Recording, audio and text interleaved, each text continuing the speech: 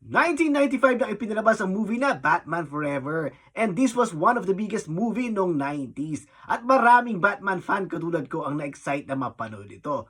At eto na nga ang i-unbox natin today related dyan sa movie na yan. Boom! Ayan na! Si Riddler from the movie Batman Forever. At syempre, idol natin yan si Jim Carrey. Tingnan nyo naman yan. Grabe, ayan no. Diba? Isa to sa pinaka-natripan ko nung napanood ko yung movie dahil sa kakulitan niya. Yan. At syempre, si Jim Carrey yan idol yan. At eto pala ay from McFarlane Toys na DC Multiverse. Ayan, The Riddler. Diba? So, naging fan ako ni Jim Carrey dahil napanood ko dati yung kanyang movie na Ace Ventura. Diba? Napakakulit nun, di ba? Comedy, kaya naman doon ko siya nagustuhan. And then nung lumabas to, syempre, kilala ko na siya agad. And this one is Collect the Build. Parang ito yung buff, yung build figure pagdating sa atin, di ba? Yung sikat sa atin. Ayan, no?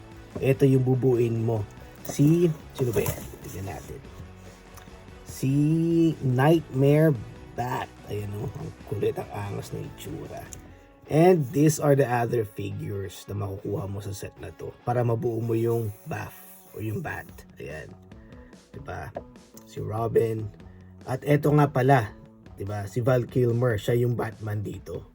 Ayan o. Tapos yan si Robin. Ayan. Siya yan. And si Two-Face. Grabe. Isa din to sa naalala ko. At next kong target na makuha. Ayan. Isa talaga sa nagugustuhan ko when it comes to McFarlane Toys ay yung may kasama silang stand. Ayan, no? Diba? Kasi sa ibang mga action figures, walang ganyan. When it comes to McFarlane, at least lalagay mo lang dyan yung toy at pwede mo siyang display. Hindi katulad sa iba, kailangan pang bumili ng stand. Diba? At ito pa, meron pa siyang kasamang card. Ang kulit din. Jim Carrey dyan, no? Dito muna tayo kay Nightmare Bat. At ito yung kanyang katawan. Diba? Ito yung likuran. At ang missing nilang dito yung kanyang arms o yung kanyang pakpak at saka yung kanyang ulo. Ayan o. Maaangas yung details ng kanyang paa. Stick. So it came with an extra set of hands. Ayan o. Isang naka-open and isang naka-fist. Ayan. Ito ang makulit na kasama sa kanyang accessories. Ito yung bomba na tinatapon niya. Diba? Na shape ng bat. Ayan o. Itsurang bat. At ang tawag ata dito ay Riddler Bomb. Hindi ko sure talaga. Nakita ko lang online. Yun ang tawag nila. So, I'll call it like that.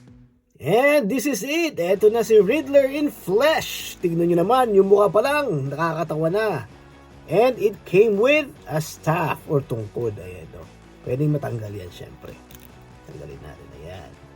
Diba? Tapos, yung articulation naman, parehas lang niya yung ibang mga McFarlane Toys. Pare-parehas lang naman sila. Diba? So, in details ang makulit talaga dito. Yan yung kanyang likuran. Kamay. Grabe. Ewan ko, medyo loose. Ayan o, may awang. But it's all good. Pang di-display lang din naman. Ang mahalaga nakuha ko to dahil medyo pahirapan na rin mahanap yung figure na ito. Diba? At meron pa siyang second version na lumabas na ibang costume naman niya. Same Riddler pero iba yung damit. Ayan o, grabe. Angas. Yun o, nagagalaw lahat, diba? Ayan, bago pa kasi kaya parang nagkakrak pa yung kanyang plastic. Galing. Ayan, close up.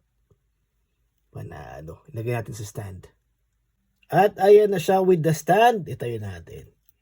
Boom! Ayan no. Easy, just like that. Nakakatayo na siya. No complaints with this figure dahil okay siya para sa akin. Perfect na siya para sa akin pang display. Ayan, tsaka yung hulman ng mukha, kuha talaga. So, ayan si Riddler from the Batman Forever movie. McFarlane Toys. Hanggang dyan na lang muna. See you again on my next video. Like always, paalam.